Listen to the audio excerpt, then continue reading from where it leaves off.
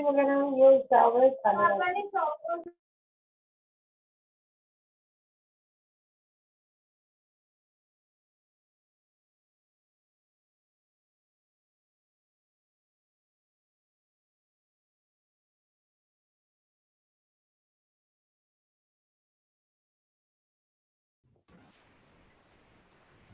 शुरू करें।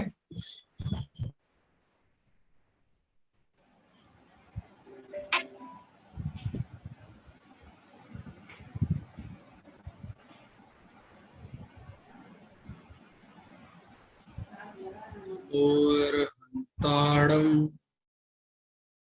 नमो आर्याणम छायाणम नमोए सप्साहुणम मोक्षमार्गस्य नेतारम भेतारम कर्म भृताम ज्ञान तद्गुण लब्धे। तत्वार्थ सूत्र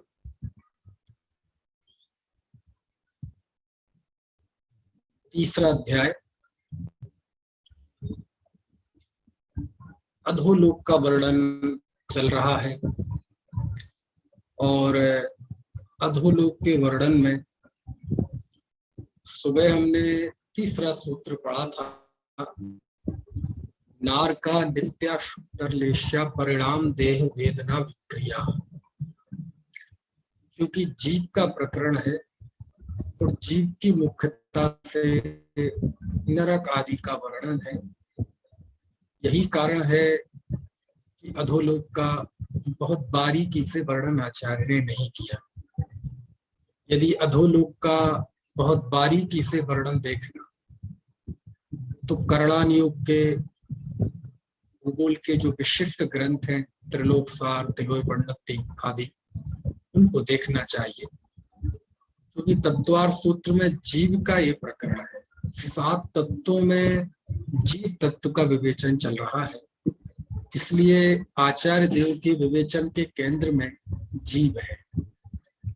और चूंकि नार की जीव का वर्णन चल रहा है, यही कारण है कि अभी तीसरे सूत्र में नार की जीव कैसे होते हैं, क्या होती है उनकी उस पर्याय की स्थिति, वो बात यहाँ बताई। तो नार की जीव नित्य ही अशुभतर लेश्या, अशुभतर परिणाम, अशुभतर देह, अशुभतर वेदना और अशुभतर विक्रिया वाले होते हैं। अशुभतर लेश्या यानी कापोत पीत पद्म शुक्ल लेश्या, कृष्ण नील कापोत लेश्या, इसका बताया था 7 भूमियों की दृष्टि से।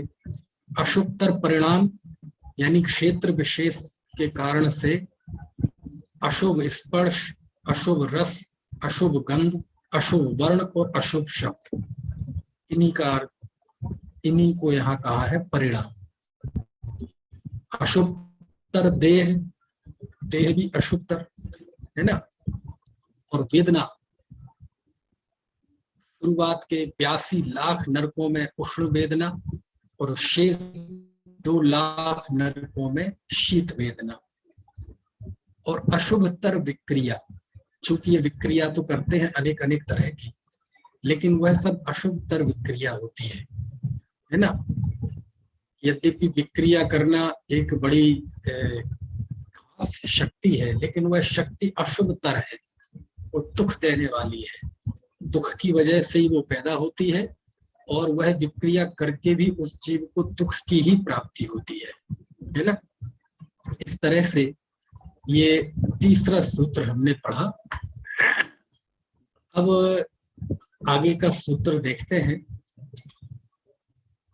इस तीसरे सूत्र में नारकियों के दुख का जितना वर्णन किया जाए कम है। समझ में आया?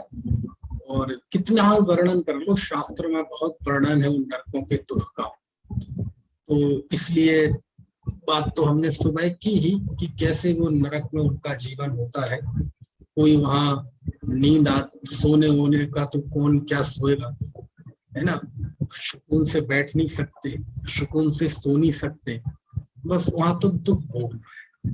और यहाँ नित्य लिखा है कि ये सारी चीजें नित्य होती हैं, यानी जीवन पर्यंत होती है ना। कभी ऐसा नहीं, जैसे मनुष्य गति में तो कभी कभार है ना, कभी सुख होता है, कभी दुख होता है, कभी पुण्य की उदीरणा होती है, कभी पाप की उदीरणा होती है ना। ऐसा नहीं होता मनुष्य गति में कि सबका जीवन दुखमय बीते। कितना ही जीवन दुखमय हो लेकिन खुशी के भी पल कुछ आते हैं, और कितना ही मनुष्य जीवन खुशहाल हो किसी का, उसमें भी दुख के पल आते हैं। यानी मनुष्य गति में तो पूरा मनुष्य जीवन समझ लीजिए सुख और दुख दो पटरियों पर चलता है, एक दुख की पटरी है और एक सुख की पटरी है। लेकिन नारकी का जीवन तो नित्य ही पूरे उम्र भर वह दुख ही दुख भोगता है, दुख ही दुख भोगता है ना। कभी भी उसको सुख की प्राप्ति नहीं होती। ऐसा ही वहाँ की परिस्थिति और उस आयु और उस गति उदय को लेकर जो जीव पैदा होता है उसकी पर्याय का ऐसा ही स्वभाव। समझ में आया। और अब आप ये मत सोचिएगा कि वहां जाएंगे तो कोई ऐसी स्थिति होगी कि, अच्छा आपसे ही पूछता हूं मैं, मान लीजिए कोई सम्यक दृष्टि जीव होगा, मान लो नरकों में असंख्यात सम्यक दृष्टि है, असंख्यात सम्यक दृष्टि 7 में नरक में है, उससे असंख्यात असंख्यात गुने 6वें 5वें में है, सब है ना पहले तक। तो असंख्यातों सम्यक दृष्टि जब उस नरक में है तो आप सोच सकते हैं कि नार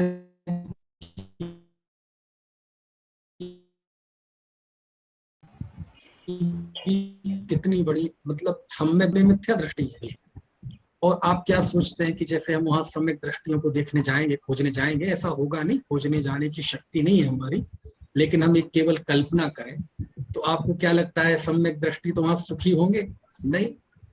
जो जीव नरक आयु, नरक गति और उस संबंधी परिणामों को लेकर आया है, अशुद्धतर विक्रिया, हुंडक संस्थान, है ना, बदबूदार रोग युक्त अनेक, है ना, गंदगी से भरा हुआ शरीर, सब दुखी रहते हैं। सम्यक दृष्टि वहां कोई सुखी हो जाता हो तो ऐसा नहीं है, वो कोई अलग से वहां होता हो तो ऐसा भी नहीं है। वो तो सब एक से दिखाई देते हैं। क्यों दिखाई देते हैं? क्योंकि सम्यक दृष्टि जीव भी जिस वजह से वो नारकी है वह उसके वर्तमान पुरुषार्थ का फल नहीं है। वर्तमान में जो है नरक के दुख भोग रहा है, यह उसके पूर्व कर्म के उदय का नतीजा है।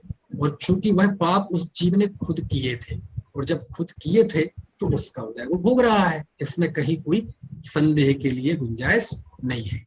समझ में आया ना। तो इस तरह से आप देखेंगे कि सम्यक दृष्टि और मिथ्या दृष्टि में वहां फर्क कितना होता है कि यदि कोई वहां सम्यक की प्राप्ति कर ले तो सम्यक तो मिथ्यात्व की वजह से जो जिंदगी में कष्ट है, मिथ्यात्व की वजह से जो पीड़ाएं हैं, वो पीड़ाएं खत्म हो जाती हैं। अच्छा।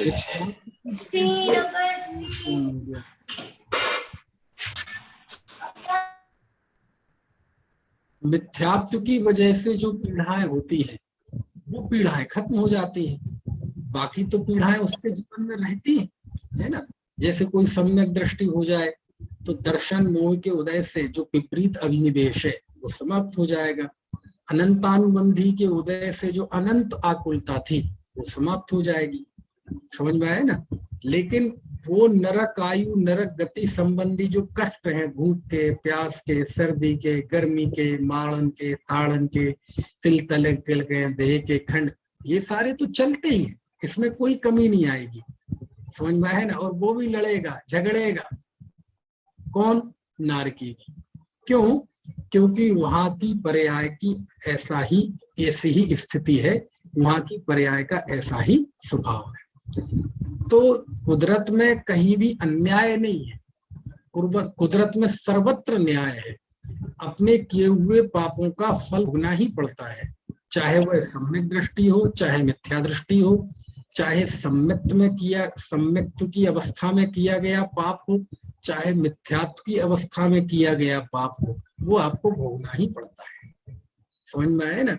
इसलिए सम्यक हो जाएगा तो पूर्व का बांधा हुआ कर्म जो अब उदय में आ गया है वो खत्म हो जाएगा, ऐसा संभव नहीं है ना।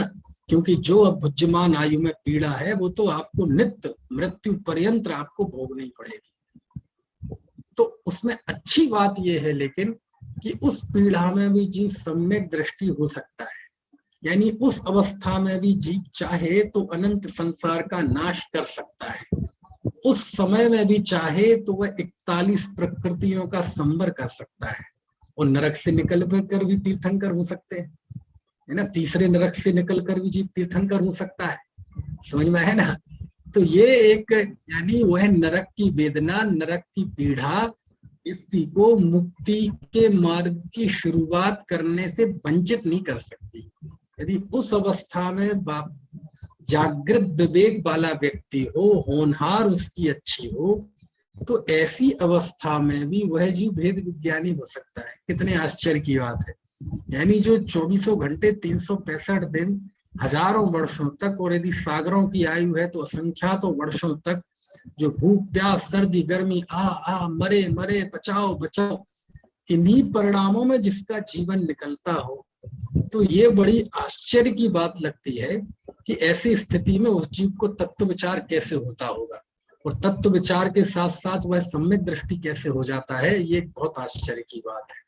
और यदि कोई एकाध जीव ऐसा होता तो हम कह देते कि चलो एकाध व्यक्ति को तो लॉटरी भी लग जाती है, कोई लॉटरी लग के भी करोड़पति हो जाता है। लेकिन एकाध होता तो कोई ऐसा हम कह देते हैं तो अपवाद है अपवाद है। अरे भैया, मनुष्यों से ज्यादा सम्यक दृष्टि नारकियों में होते, क्योंकि मनुष्यों की तो संख्या ही कितनी सी है। मनुष्यों की संख्या तो 29 अंक प्रमाण मात्र है, संख्यात है, असंख्यात नहीं है मनुष्य। और वहां नार की सम्यक दृष्टि असंख्यात है। अरे ऐसा तक लिखा कि तीर्थंकर प्रकृति के सत्व वाले जीव असंख्यात है नरक में। असंख्यात और ज्यादा भी है, थोड़ा मैं बोल रहा हूँ। तीर्थंकर प्रकृति के सत्व वाले जीव, तो आप सोचो क्या स्थिति है। तो इससे एक चीज निकल कर आती है, जब हम ये नरक के दुख देखते हैं, पीड़ाएं देखते हैं, तो उससे कुछ बातें, कुछ निष्कर्ष निकल कर आते हैं कि जब आप एक नरकों की वेदना को देखें, ये हम तीसरा चौथा सूत्र 5वां भी पढ़ेंगे अभी, तो इससे कुछ निष्कर्ष निकलते हैं। अच्छा, मैं आपसे पूछना चाहूं, ये जो हम नरक के दुख पढ़ रहे हैं, समझ रहे हैं, सुबह भी हमने पढ़े, परसों भी चर्चा की थी, है ना, कल भी चर्चा की थी। यदि हम इन नरकों के दुखों को देखकर कुछ निष्कर्ष निकालना चाहें तो क्या निष्कर्ष निकलेंगे? क्योंकि मैंने बताया था, हमें तो हर चीज में अपना हित देखना है। हमें ये देखना है कि इस सब चर्चा में हमारे जीवन निर्माण की बिंदु कहाँ है। आखिर इनको पढ़कर हमारे अंदर क्या भाव विकसित हो, कौन सी फीलिंग्स हमारे अंदर आए, क्या विचार हमारे डेवलप हो अंदर में, कि जो हमारे जीवन में हमें दिशा बोध दे सके। तो आप बताओ। अच्छा, आपको हम डिस्कशन का मौका देते हैं, शेयर, है ना, ग्रुप डिस्कशन। यदि हम नरकों के इन कष्टों को पढ़ते हैं तो इससे क्या निष्कर्ष निकलते हैं? कुछ निकलते हैं? आप लोग बताओ। अच्छा, आप में से कोई बताना चाहे तो, है ना, कि जैसे हमने ये पढ़ा, तो आखिर हम पढ़ने के लिए तो पढ़ नहीं रहे कि हमें कोई ज्ञान बढ़ाना है, कोई एग्जाम देना है ना, कोई डिग्री लेना है, ऐसा तो कुछ है नहीं। हम तो आखिर शुद्ध तौर पे आत्महित की दृष्टि से पढ़ रहे हैं ना। तो बताओ। अच्छा, जैसे आप लोगों से मैं पूछूं कि आखिरकार आपको इसमें क्या संभावनाएं नजर आती है, आपको इसमें क्या लगता है? बताओ, कोई हाथ खड़ा करना चाहता हो तो करो। इस चर्चा से क्या फायदा है? कुछ निकलता है इससे निष्कर्ष, है ना? फिर मैं तो बताऊंगा ही आपको, हो सकता है मुझसे अच्छा आप बता पाए, आप कुछ ऐसी बात कह दे कि जो मुझे, मेरे दिल को छू जाए। है ना सुनील कांत जी, बताओ, नरकों के वर्णन करने से कुछ फायदा है कि नहीं? मत हमें वो बातें नहीं चाहिए। अपन को वास्तव में हकीकत में कुछ पढ़ने से लगता है क्या, हकीकत वाली, ऐसी नहीं। जैसे किसी से पूछे मंदिर क्यों जाते हो, तो कोई कहेगा भगवान बनने के लिए, परिणामों की विशुद्धि के लिए। बोले ये सब तो ऐसी बात है, हकीकत में हम क्यों जाते हैं? तो ऐसे ही हमारा कि वास्तव में इस नरकों के वर्णन को पढ़ने से आखिर, है ना, कुछ होता है फायदा? आखिर कुछ हमें दिशाबोध मिलता है क्या? ये सुनील कांत जी हाथ खड़ा कर रहे थे, मैं इनको अनम्यूट करता हूँ। हाँ बताइए भाई साहब। इससे ये निकलता है कि सुनील कांत जी, कसाय वाले परिणाम नहीं करना है, यथासंभव अच्छा, मन के कसाय इससे ये रखें। पता चलता है, हाँ, हाँ हाँ, कि यानी हमें तीव्र क्रोध, तीव्र मान, तीव्र माया, अभी कितना लिखा है, बहुत शास्त्रों में बहुत लिखा है। एक सिद्धांत सार दीपक नाम का ग्रंथ है, उसमें तो इतना लिखा है कि कैसे परिणामों से जीव नरक में कौन कौन से तरह के कष्ट भोगता है, यानी जो भी वो कष्ट भोग रहा है वह उसके किस तरह के कार्यों का फल है। देखो मौका आएगा तो मैं वो भी पढ़ूंगा।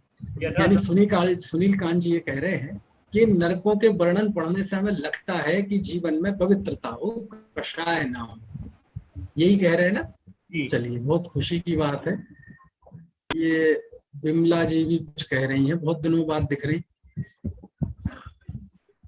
भैया हाँ, आपके 2 दिन प्रवचन कहाँ हुए, शनिवार नहीं हुए, इतवार नहीं हुए। अच्छा, चलिए मेरी गलती है, अब बताइए। नहीं नहीं नहीं नहीं, आपकी गलती नहीं, हम लोग मिले ही नहीं शनिवार इतवार, 4 समय के प्रवचन छूटे हैं। भाई साहब, जब हम नरक में जाते हैं, चूंकि वहां तो नहीं, सुबह तो हुए हैं, है ना? नहीं, आज शनिवार रविवार शाम को नहीं। अच्छा नहीं अच्छा, भाई सुबह साहब, नहीं, सुबह भी नहीं हुए, सुबह प्रवचन नहीं हुए। आज हुए हैं पर शनिवार इतवार नहीं हुए। नहीं हुए, सुबह हुए हैं, और कनेक्टिविटी शाम को नहीं नहीं। गई थी, कनेक्टिविटी नहीं हाँ, मिली। शाम को नहीं हुए, शाम को नहीं हुए, अच्छा, है ना? हाँ भाई चलिए साहब, बताइए। जब नरक में हम लोग जाते हैं, गए अगर आए हैं वहां से, तो कभी ना कभी तो होकर आए ही हैं। तो वहां ये होता है कि अवधि ज्ञान से जब हम लोग जान लेते कि मैंने ये देख किया, मेरे उस परिणाम का फल ये मिला है, तो वैराग्य, अगर आपके परिणाम पूर्व में कुछ संस्कारित है तो वैराग्य की भावना जगती है, और फिर हमें लगता है कि अब मुझे ऐसे परिणाम नहीं करना है चाहिए, पर व्यक्ति फिर संसार में आके वैसे ही होता। तो इस भाव में हम पवित्र परिणाम करें, ताकि उस भाव में ना जा पाए नरक जैसे गति में। ठीक है, और कोई बताना चाहेगा कुछ?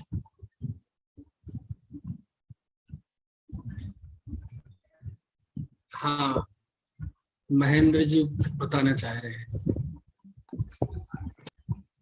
बताइएगा। अब जो हमें आवाज नरक नहीं आ के रही है। बारे में आवाज नहीं आ रही है? हाँ हाँ, अब आई। हम ये कह रहे हैं कि नरक के बारे में जब आपने इतना विस्तार से बताया, पहले तो हमें नरक के बारे में जानकारी ही नहीं थी, और जब नरक के बारे में जानकारी हुई और इतनी सारी बातें आपने बताई, विकराल रूप और ये वो, तो मैं तो डर गया। मैंने कहा यहाँ जाने की इच्छा ही नहीं हो रही मेरी, कि मैं क्यों जाऊंगा अब नरक में। सबसे पहले तो मेरी ये इच्छा हुई कि मैं नरक में जाना ही नहीं है, और फिर मेरे मन में ये आया कि नरक में नहीं जाने के लिए अब मुझे क्या करना है। ये सब चीजें मेरे दिमाग में घूमती हैं कि नरक में नहीं जाने के लिए मुझे क्या उपाय करना पड़ेगा। ये मेरे दिमाग में आई हैं सब बातें। मैं 2 दिन से 3 दिन से लगातार यही सोच रहा हूँ कि नरक में नहीं जाए, ऐसा मुझे ऐसा क्या कार्य करना चाहिए। तब मुझे आया कि नहीं, कसाय नहीं करना चाहिए, क्रोध मान माया लोभ को त्यागना चाहिए।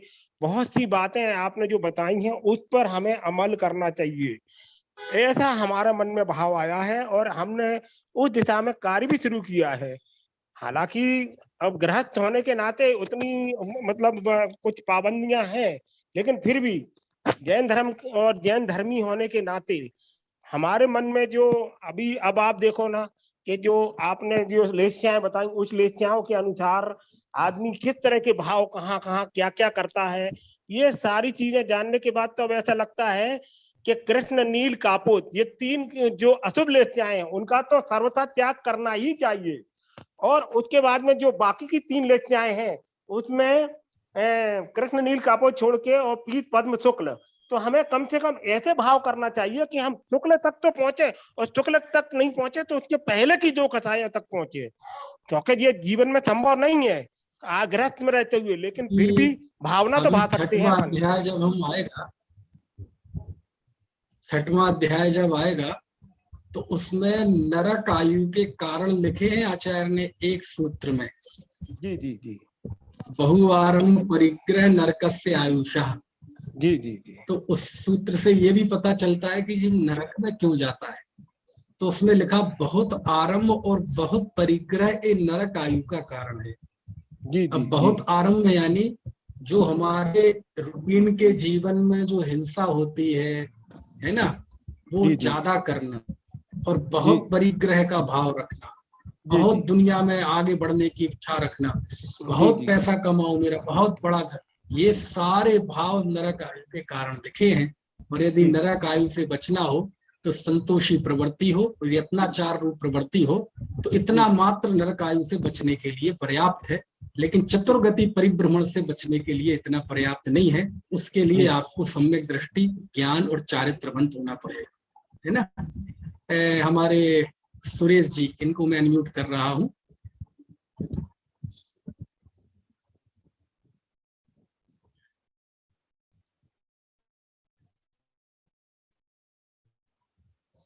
आप अनम्यूट नहीं हो पा रहे खुद, हाँ, आप अपने आप को अनम्यूट कीजिए। जय जिनेन्द्र जी, मैंने अनम्यूट किया बताइए। है। मेरा मेरा व्यू ऐसा है कि नरक में होते हुए भी हाँ जीव दुखी नहीं हो सकता, यानी वस्तु साधन से एक सिद्धि होती है।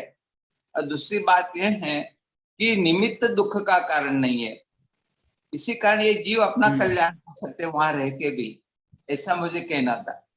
सही है नहीं गलत है मुझे बहुत कुछ अच्छा। नहीं आता है। आप नहीं, आपने अच्छा बताया। और और बताइए, किसी के मन में, सीमा जी थी अभी, वो हाथ खड़ा कर रही थी। मैं उनको अनम्यूट कर रहा हूँ। जय जिनेन्द्र हाँ भाई साहब। बताइए। हाँ, जय बस जिनेन्द्र। मुझे तो ये लगता है कि जब हम जिनवानी के स्वाध्याय में लगते हैं, उसमें हमारी जो विशुद्धि होती है अपने स्वयं को प्राप्त करने के लिए, तो उसमें हमारे मन से ये सब विकल्प ही खत्म हो जाते हैं कि हमें नरक जाना है, स्वर्ग जाना है, कहीं भी जाना है, कहीं भी जाए कुछ फर्क नहीं पड़ता है। बस हमें खुद को प्राप्त करना है और हम खुद में ही लीन होना है। तो वो सारे भाव ही खत्म हो जाते हैं कि स्वयं से, कि नरक में जाना है तो वहां पे क्या होगा, या स्वर्ग में जाना है वहां पे क्या होगा। तो वो विशुद्धता अपने आप बढ़ती है, तो ये सारे विकल्प भी खत्म हो जाते हैं। मतलब हमें नरक की चिंता नहीं करनी चाहिए, इसका मतलब यही हुआ है ना। चलो ये जी, भी अच्छा है। मतलब ये इतनी चिंता क्यों नरक, बोले देखो तत्व ज्ञानी जीव तो कहीं चला जाए, वो सब जगह सुखी है। और तत्व का ज्ञान नहीं है तो उसे तीर्थंकरों के बीच में भी छोड़ दो, तब भी वह रायता फैला के आएगा। समझ में आया ना। अच्छा है, चलिए और कोई बताएगा कुछ। नितिन, है कुछ भाव?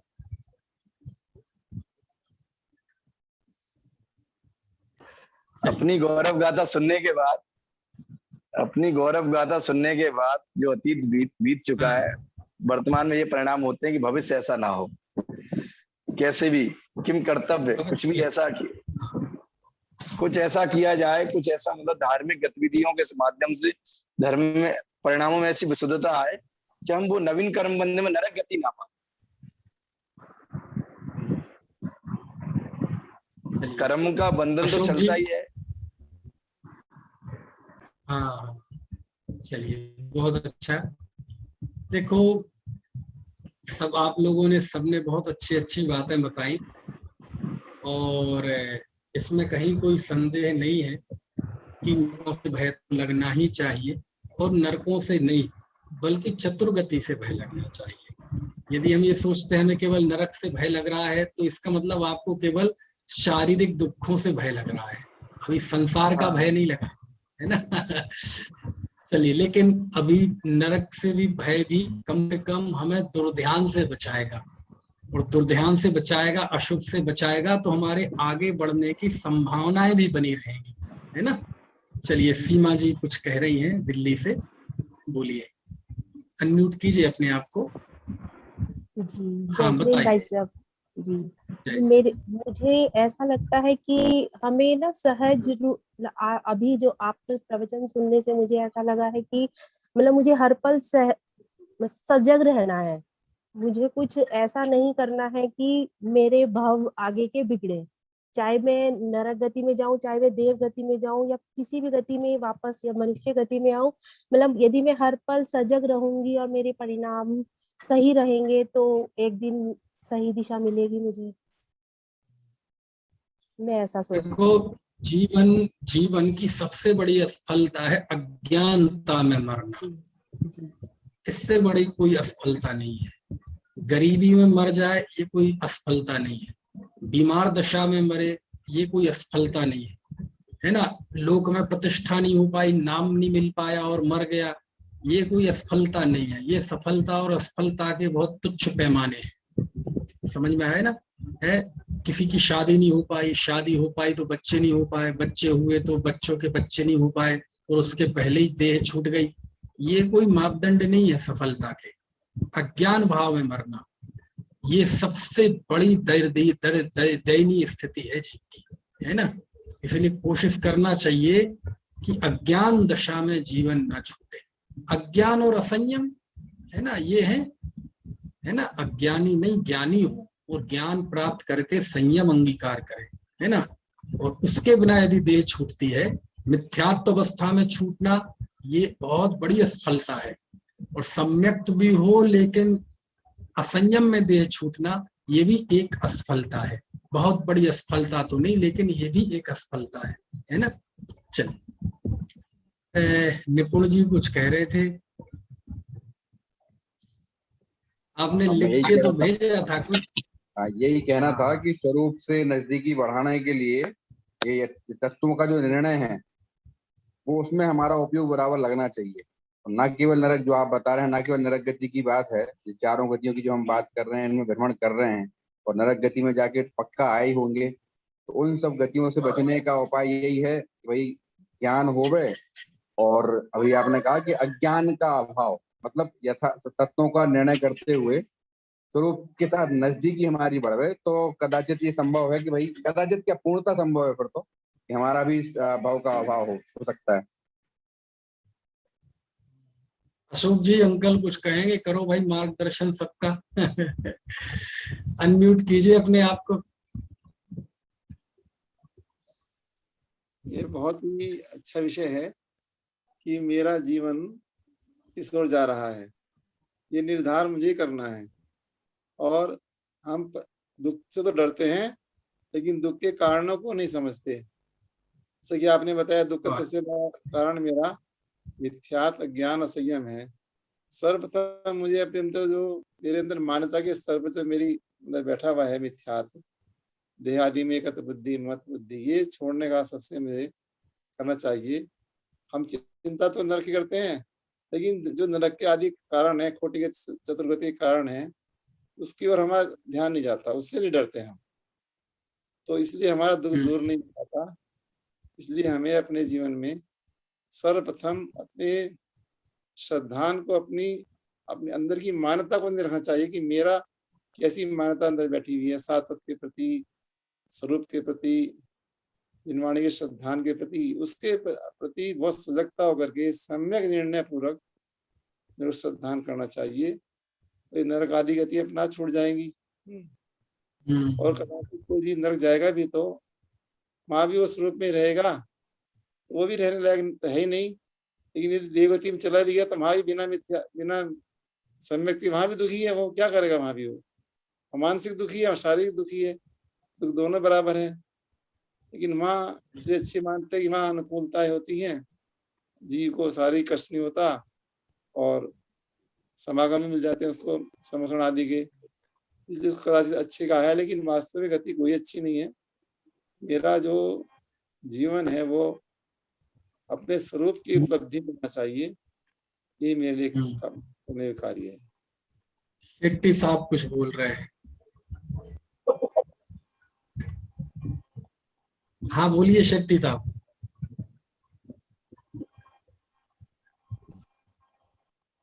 की कुछ आवाज कट रही है।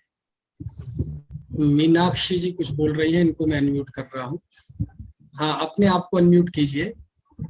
बड़ा अच्छा लग रहा है आप लोगों के विचार सुन के, जान के। आज मैं पढ़ रहा हूँ। जय जिनेन्द्र पंडित जी। हाँ, जय जिनेन्द्र। पंडित जी, आपने पूछा कि नरक गति के बारे में जानने से हमको क्या लाभ होना चाहिए हुआ? हमको नहीं, तो मेरे ख्याल से खुद का बताना है कि पहला मुझे क्या महसूस। हाँ, पहला तो हमें ये ऐसा लगा कि भाई पाप से डरना चाहिए, पाप का भय कि हमको जो भी हमने किया है उसका फल भुगतना ही है आगे, तो हम सावधान रहेंगे, सजग रहेंगे।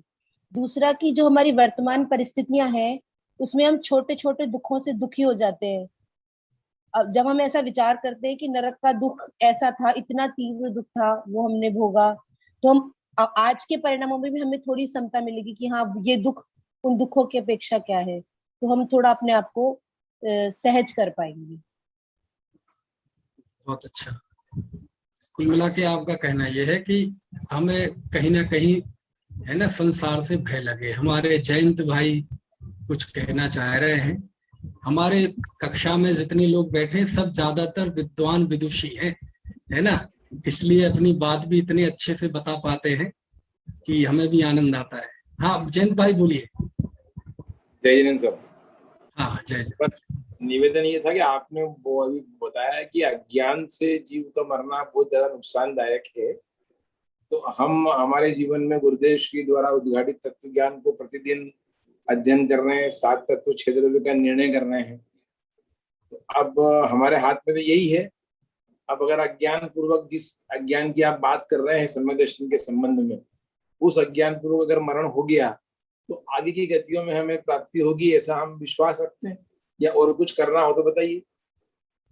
पंडित टोडरमल जी का मोक्ष मार्ग प्रकाशक पढ़ेंगे आप तो कहेंगे जिनके हाथ में तत्व विचार है, तत्व विचार का पुरुषार्थ करे, और जब तत्व विचार का पुरुषार्थ करेगा तो मोह मंद होगा, तत्काल भी सम्यक की प्राप्ति हो सकती है, अगले जन्मों में भी हो सकती है। तत्काल ना भी हो, कुछ जन्मों में भी हो जाए तो सौदा महंगा नहीं है, क्योंकि रास्ता यही है। इस रास्ते से गारंटी तो है कि सम्यक की प्राप्ति होगी ही होगी। यदि ये रास्ता नहीं अपनाया तो दूसरे रास्ते तो अनंत काल भी में भी प्राप्ति नहीं होगी। सही बात। इसलिए हमारा उपाय तो तत्वों का निर्णय करना है। बहुत अच्छा बताया आपने। देखो, अज्ञान और मिथ्यात्व भाव से बहुत डरना चाहिए। नरकों से डरे ना डरे, त्रेंच गति के दुख से भले ही कम डरे, लेकिन सबसे ज्यादा डरे तो मिथ्यात्व भाव से, अज्ञान भाव से, कि कौन सा पल ऐसा है जब इससे निजात मिल जाए, और इससे यदि निजात मिल गई, इसको यदि दूर कर लिया तो फिर समझ लो मुक्ति तो हाथ में आ गई। समझ में आया ना, फिर तो मुट्ठी में आ गई। जैसे वो एक स्लोगन है ना कंपनी का, कर लो दुनिया मुट्ठी में। सम्यक तुरंत मिल गया, यानी आपने मुक्ति मुट्ठी में ले ली, है ना। चलिए, कुल मिला के बात यह है कि यदि हम इन नरकों को, दुखों को पढ़ते हैं तो कुछ बातें निष्कर्ष के रूप में आप देखेंगे। तो पहला तो निष्कर्ष यह है कि व्यक्ति को अपने कर्मों का फल जरूर भोगना पड़ता है। ये बात बिल्कुल गांठ बांध लेना चाहिए, और इतना भी यदि हमने बांध लिया तो हम बहुत बड़े बड़े पापों से बच जाएंगे। दूसरी बात इसमें से ये निकल कर आती है कि हर एक व्यक्ति फल से डरता है, उन कार्यों से नहीं डरता। पाप के फल के उदय में रोता बिलखता बहुत है, लेकिन फल से जितना डरता है, यदि वो पाप करने से उतना डरने लगे तो फल की नौबत ही ना आए।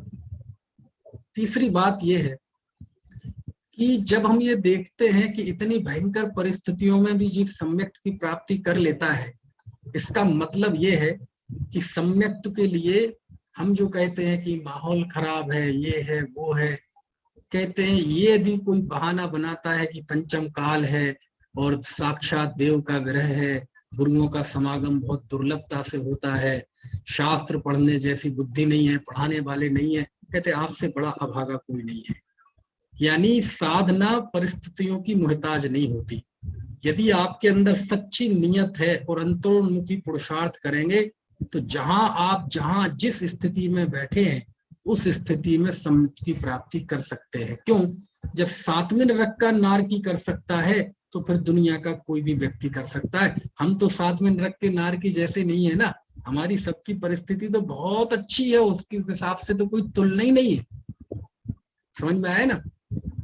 7वें नरक का नारकी बोलो, नित्य अशुभतर लेस्या, नित्य अशुभतर परिणाम, नित्य अशुभतर देह, नित्य अशुद्धतर वेदना, नित्य अशुद्धतर विक्रिया, नित्य जीवन पर्यंत उसके बीच में वो सम्यक्त की आराधना कर लेता है। तो ये बात जानकर हमें पौरुष आना चाहिए अंदर में, और पौरुष नहीं, अंदर में एक ग्लानि का भाव भी आना चाहिए, है ना। अपने आप में गिल्टी महसूस होना चाहिए, गिल्टी कि वो उसी अवस्था में ये सब काम कर सकता है और हम इतनी संयोग और अनुकूल अवस्थाओं में भी नहीं कर पा रहे। तो बोलो ये भी बात नरक के दुखों के वर्णन से पढ़ के निकलती है कि नहीं। हमारी पौरुषहीनता, हमारी कायरता, हमारी कापरता, हमारी पलायनवादिता, हमारी धर्म से विमुखता, हमारी बहिर्मुखता, ये सारी चीजों पे हमें अफसोस होना चाहिए कि नहीं होना चाहिए। समझ में आया ना। ये भी हमें, ये नरकों का वर्णन हमें ये चेतना भी जागृत करता है, और ये नरकों का वर्णन ये चेतना भी जागृत करता है कि कोई भी पुरुषार्थ, सच्चा पुरुषार्थ, है ना, कभी अकेले भावुकता में नहीं होता। जाति स्मरण जब होता है, वेदना के कारण अफसोस तो बहुत मनाते हैं जी, लेकिन अफसोस क्या, जब हमारी आदत होती है कि हम जब प्यास लगती है तब कुआं खोदते। वो नारकी भी, ज्यादातर नारकी जब प्यास लगी तब कुआं खोदा। जब सिर पे मुसीबत आ गई, पहाड़ों, है ना, दुखों का पहाड़ टूट पड़ा, तब वो सोच रहा है कि भविष्य में ऐसे काम नहीं करूंगा, भविष्य में ऐसे काम नहीं करूंगा। यदि ये बात, ये बोध यदि थोड़ा पहले उसे आ जाता तो ये परिस्थिति बनती क्यों। तो नरक हमें ये भी बताते हैं कि जब प्यास लगे तब कुआं मत खोदो, जब प्यास नहीं है तब सारी व्यवस्था कर लो। हर आदमी क्या सोचता है, भविष्य में कर लेंगे, बुढ़ापे में धर्म कर लेंगे, यही सोच के बुढ़ापा आ जाता है, मर जाता है किसी दिन। कोई कोरोना से अचानक मौत हो जाती है, कभी एक्सीडेंट हो जाता है। कहते हैं नरक हमें ये चेताता है कि भैया जिस समय अवसर मिले उस समय काम कर लेना चाहिए, अन्यथा यदि आप अवसर उसके भरोसे बैठे रहे तो यूं बीत जाएगा। नरक एक और बात बताता है कि असंख्यातों नारकी बहुत परिणाम आते हैं कि भविष्य में ऐसे काम नहीं करेंगे, और जब वो पर्याय बीत जाती है और फिर दूसरे मनुष्य त्रेंच में आ जाता है तो भूल जाता है और फिर उन्हीं पापों में लग जाता है। समझ में आया ना। इसका मतलब क्या है कि दुख का जो समय होता है, दो समय होते हैं हमारे जीवन में, दो क्षण आएंगे, एक तो सुख के, एक दुख के, ठीक है। तो सुख के समय में आमतौर पे व्यक्ति भूला रहता है, फूला रहता है, लेकिन नरक में ये बताते हैं कि नारकी को जैसे उस समय ये विचार आ रहा है दुख के काल में कि अब मैं ये नहीं करूंगा, फिर भले ही वो बिगड़ जाए। यानी हमें भी यदि जीवन में दुख आवे, कष्ट आवे, है ना, शरीर में रोग हो जाए, कोई शोक हो जाए, घर में बीमारियां हो जाए, अनादर हो जाए, अपमान झेलना पड़े, ऐसा यदि कोई पाप का उदय आता है तो उस समय कम से कम नारकी जैसे तो बन जाए हम, नारकी जितने तो हो जाएं। क्या मतलब हुआ पंडित जी, क्या बात कर रहे हैं, नारकी जैसी होने की प्रेरणा दे रहे हो। अरे समझने की कोशिश करो, नारकी को भी दुख के समय में, है ना, ऐसा विचार होता है कि अब नहीं ये करना, और हमारी प्रवृत्ति क्या होती है कि दुख के समय में हम क्या विचार करते हैं कि उसकी वजह से दुखी है, उसकी वजह से दुखी है। और यदि ऐसा तुमने भाव बांधा तो कुछ नहीं है, अंत में नरक में चले जाओगे और वहां आपस में लड़ोगे। समझ में आया ना। एक बात और, शास्त्र में लिखा, शास्त्र भजन देखा होगा आपने, दौलत राम जी का एक भजन है, बहुत सुंदर भजन। उसमें वो लिखते हैं, चिन्मूरत दृगधारी की मोहे रीत लगत है अटापटी। सुना है ये गीत? कहाँ है प्रशांत भाई?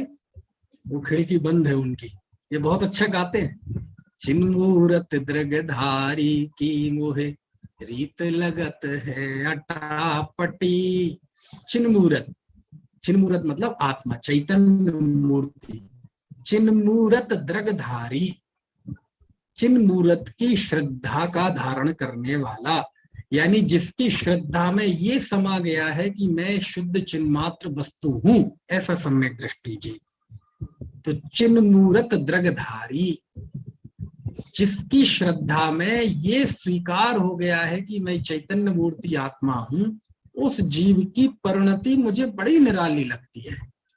चिन मूरत दृगधारी की मुहे रीत लगत है अटापटी। उनकी रीति बड़ी अटपटी लगती है। कैसी अटपटी लगती है? तो फिर बाद में वो कई सारे उदाहरण दिए। बाहर नारक कृत दुख भोगे अंतर सुख रस घटा घटी। हम बचपन में पाठशाला में ये पढ़ते थे ना भजन, अटागटी गटागटी अटापटी, तो समझ में नहीं आता था ये है क्या अटापटी गटागटी। और उस समय बचपन में वो बाजार में 5 पैसे 10 पैसे के वो छोटे छोटे वो खाने के लिए आते थे, उनको गटागट बोलते थे। तो वो गटागटी सुनती थी तो और गटागट पे ध्यान जाता था। ऐसे वो छोटी छोटी गोलियां होती थी काले कलर की, है ना, वो हाजमे आजमे से की, उनको बोलते थे गटागट। गटागटी क्या, गटागटी क्या। जब जयपुर गए, पुण्य के उदय से पहुंच गए और पढ़ने मिला, और तब पता चला कि गटागटी का अर्थ क्या होता है। कि उस जीव की परिणति ऐसी होती है कि वो नरक में है। बाहर नारक कृत दुख भोगे। देखो, नरक के दुखों के भोगने का निषेध नहीं किया सम्यक दृष्टि को, क्योंकि वो तो भोगता है, वो तो उसके पूर्व कर्म के उदय का परिणाम है। तो बाहर नारक कृत दुख भोगे, बाहर नार की कृत दुखों को भोगता है, सर्दी गर्मी भूख प्यास आदि के दुख भोगता है। अंतर सुख रस घटाघटी, लेकिन अंदर में सुख रस की घटाघटी, जैसे हम पानी पीते हैं ना, तो पानी घट घट घट घट करके गले से उतारते जाते हैं, ऐसे उसको सुख रस की घटाघटी चलती है। तो ये सब हौसला देते हैं कि इतने कष्टों में भी यदि जीव की दृष्टि सही है तो मस्त रहता है। इसका मतलब 3 लोग 3 काल में यदि मस्ती चाहिए जीवन में, तो स्वभाव की ही मस्ती ऐसी है जिसमें कोई उदय का प्रवेश नहीं है। कैसी विपरीत परिस्थितियों में रहे, जीव स्वभाव का भान है तो वहां मस्ती में रह सकता है। लौकिक सुख के लिए तो पुण्य चाहिए, उदय चाहिए, उदय हो, आपकी परिस्थिति चाहिए, आपकी शारीरिक सामर्थ्य चाहिए, लेकिन स्वरूप को भोगने में किसी पाप पुण्य का उदय नहीं चाहिए। तो ये सारे जो जीवन में उल्लास लाने वाली चीजें इन नरकों के वर्णन से निकलती है। समझ में आती है बात? चलो अब देखो, एक अगला सूत्र, चौथा सूत्र है। चौथा सूत्र में एक बार बोलता हूं, आप लोग दोहराइएगा। परस्परो दीर्घ दुखा। बोलिए। ये चौथा सूत्र बहुत बहुत गजब है। कोई ये कह सकता है कि अच्छा जी, अशुत्तर लेश्या, अशुत्तर वेदना, अशुत्तर देह, अशुत्तर परिणाम, समझ में आया ना, बहुत दुख है, कोई बात नहीं, हम मिल बांट के दुखों को बर्दाश्त कर लेंगे। कई लोग होते ना, कहते मिल बांट के कर लेंगे, कोई बात नहीं। तो कहते सुनो, तुम ये सोचते हो कि वहां हमारे दुख में कोई शरीक हो जाएगा, दुखों में हमें कोई बचाने आ जाएगा, इस भ्रम में मत रहना। क्यों नहीं रहना? तो चौथा सूत्र लिखा, परस्परो दीर्घ दुखा। ये नार की एक दूसरे को दुख उत्पन्न करते, वहां कोई भाईचारा नहीं होता, कोई मित्र दोस्ती यारी नहीं होती, कोई आपस में रिश्तेदारी नहीं होती, कोई माता पिता नहीं होते, कोई संगठन नहीं होता, कोई पुलिस नहीं होती, सब एक दूसरे को दुखी करते हैं। यदि तुम ये सोचते हो कि हम जैसे मनुष्यों में हम एक दूसरे का दुख बांट लेते हैं, एक दूसरे का सहयोग करते हैं, बचाने के लिए आ जाते हैं, तो वहां कोई बचाने के लिए नहीं आएगा। तुम दूसरे के पास जाओगे तो वो भी तुम्हें दुखी करेगा, दूसरों से जुड़ोगे तो लड़ोगे, एक दूसरे को मारोगे काटोगे, वहां भी तुम्हें कोई शरणभूत नहीं होगा। कुछ बात समझ में आ रही? तो कहते हैं वो स्वयं भी दुखी रहता है और वो लोग भी आपस में एक दूसरे को दुख पैदा करते हैं। तो कोई कह सकता है कि नहीं नहीं, अरे देवता, हम वो तो अपन तो जाएंगे, अपन देवताओं को मना लेंगे, है ना, अरे देव की रक्षा। कई बार मनुष्यों में भी ये बीमारी है। अनेक लोग ऐसे ऐसे कृत्य इसलिए करते हैं, उनसे कहें कि भैया भगवान कुछ नहीं करते, कहते भगवान तो नहीं करते कुछ, लेकिन वो शायक देवी देवता होते हैं ना, वो मदद करते हैं। और उन शासी नायक देवी देवताओं के भरोसे ना जाने कितने प्रकार के जीव मिथ्यात्व में और अज्ञान में अपना जीवन जीते हैं, और वो इसी भ्रम में रहते हैं। समझ में आया ना? और ऐसे अज्ञान में देह छूट जाती है। तो फिर आचार्य ने 5वां सूत्र लिखा, और उस सूत्र में मालूम क्या लिखा कि अरे सुनो सुनो, तुम सोचोगे कि वहां कोई देवता आ जाएंगे बचाने, तो ऐसा नहीं है। तो देवता नहीं आएंगे, हाँ आ तो सकते हैं, लेकिन वो भी आएंगे तो तुम्हें दुखी करेंगे। तो फिर 5वां सूत्र लिखा, संक्लिष्टासुरो धीरत दुखाश्च प्राप्त चतुर्थया, कि चौथे नरक भूमि के पहले तक संक्लिष्ट असुर कुमार जाति के देव दुख उत्पन्न करते हैं। देखो तो क्या दयनीय स्थिति है? वहां की जमीन भी दुखदाई, वहां की हवाएं भी दुखदाई, वहां पैदा होना भी दुखदाई, वहां का शरीर भी दुखदाई, सब कुछ दुखदाई। अरे वहां दूसरे जीव हैं वो भी दुखदाई, अरे वहां तो देव भी आ जाता है, असुर, तो वो भी दुखदाई। किस किस को दोष दोगे?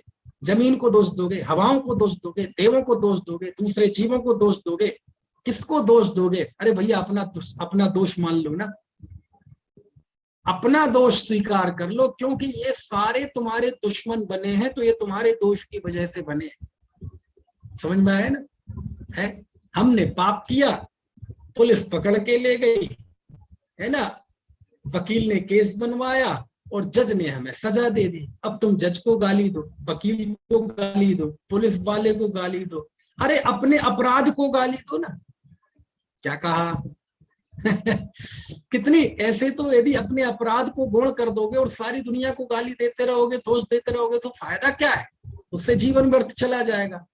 तो जमीन दुखदाई, अरे जमीन इतनी बुरी, जन्म इतना बुरा, वहां की हवा पानी, वहां तो देव भी और दूसरे जी। अरे ये स्वीकार कर लो ना कि मेरे अपराध का फल है, मैंने अपराध किया था। ये नरकों का वर्णन अपने अपराध की स्वीकृति के लिए है, और भविष्य में ऐसा अपराध ना हो ऐसा संकल्प के लिए है, और भूतकाल में हम हुए हैं ऐसी अवस्था में नहीं जाना, उससे विरक्ति के लिए है। समझ में आया ना? इस तरह से ये सूत्र हुए।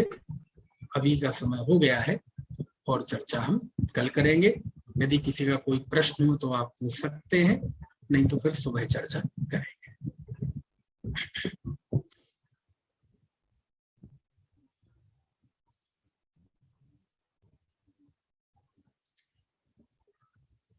अर्हन्त भासयत्थं गणहर देवे हि गन्थियं सम्मं प्रणमामि भक्तियुक्तो सुदृढान् मुहुर्मुहुः शिरसा।